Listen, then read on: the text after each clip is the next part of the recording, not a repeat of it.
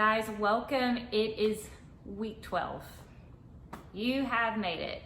The final last week of the actual Clean Kitchen Challenge, but really this is just the beginning. You are about to go into week 13, and that is your jumping off point. You know, you're about to really test your skills and all the things that you've learned and all the habits that you've been practicing, trying to get on autopilot.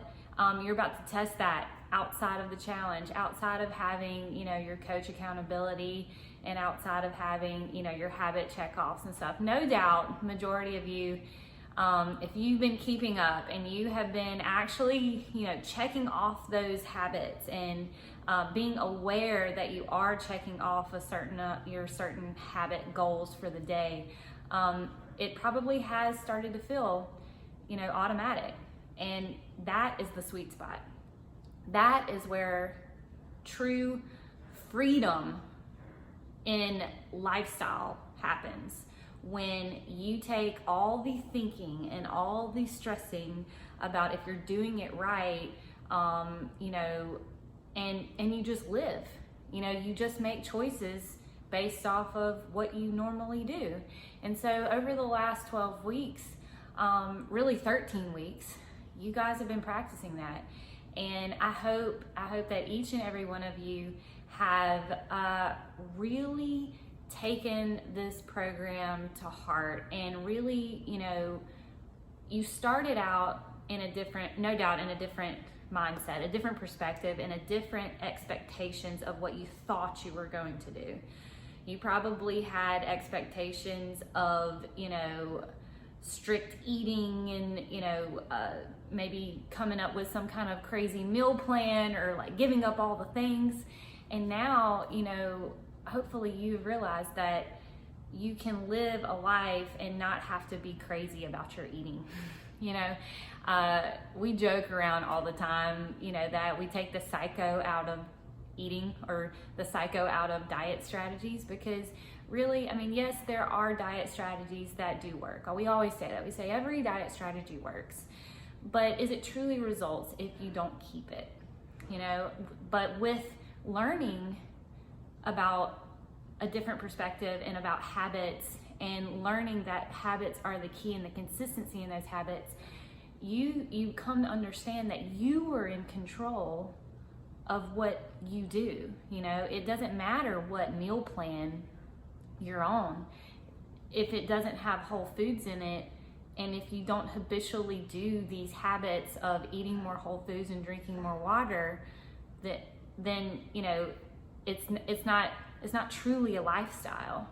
Because when it comes down to the end of it, no matter what diet strategy you choose, and no doubt you'll probably try some other diet strategies, and maybe you're thinking you'll go a little bit stricter here in a little bit, if your goals change or something like that. Yes, your nutrition needs to evolve, but it's always going to fall back on your habitual foundational habits.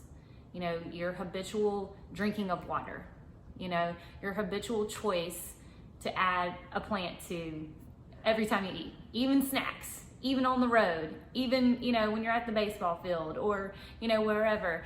You're never going to unknow what you have learned to do here, especially if you've kept up with it. And even if you weren't perfect, that's not the point. The point is learning and practicing, because your life is going to be a series of continual practice.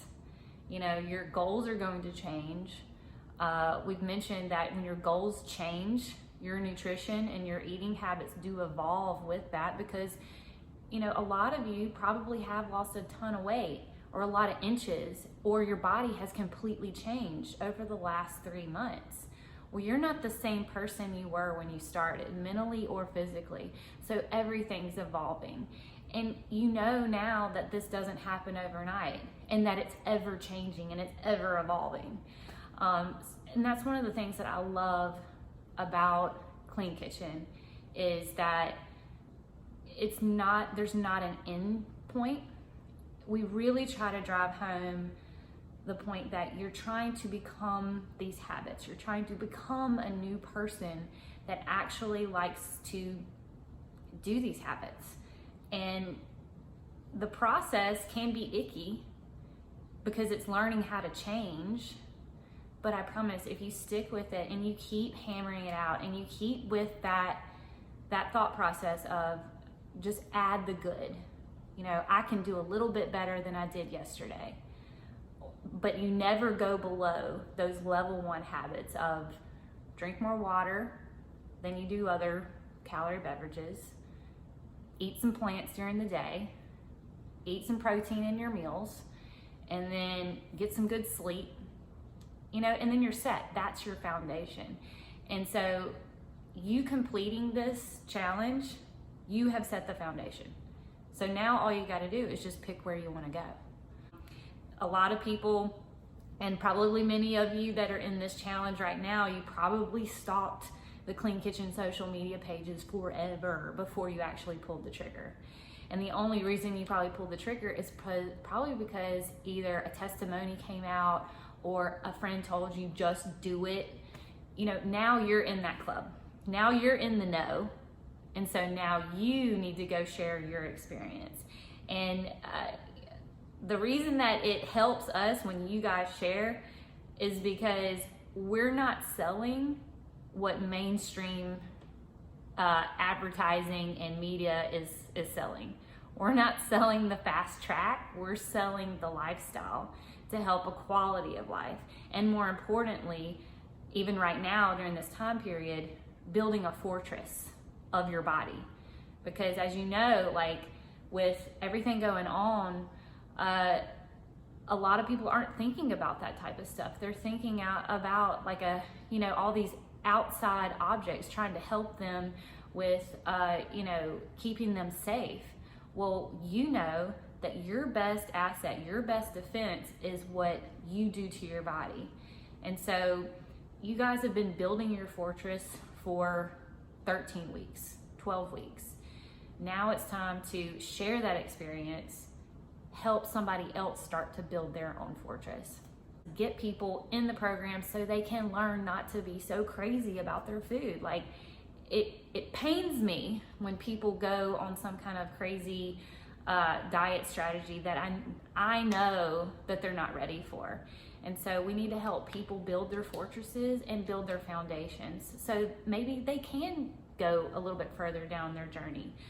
So I want to encourage you guys to help us out and share your experience.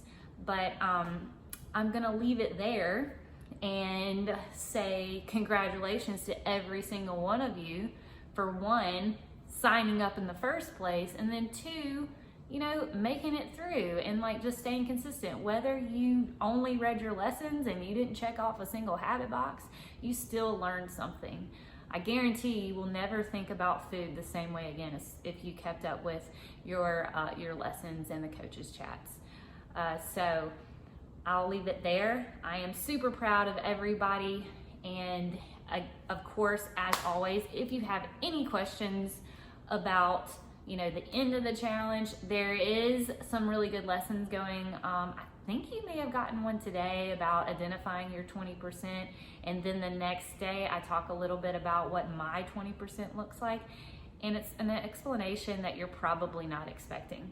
So I highly recommend reading those lessons. There is one, it is an audio lesson as well. I think I actually recorded them together, so it may just be one big fat audio recording, but it's definitely some good perspective and some good information, especially you guys about to go off into the week 13 on your own. So give that one a listen or read it. But if you need anything, just holler, guys. This thing isn't over because this is just the beginning. So just get ready. All right, see you later.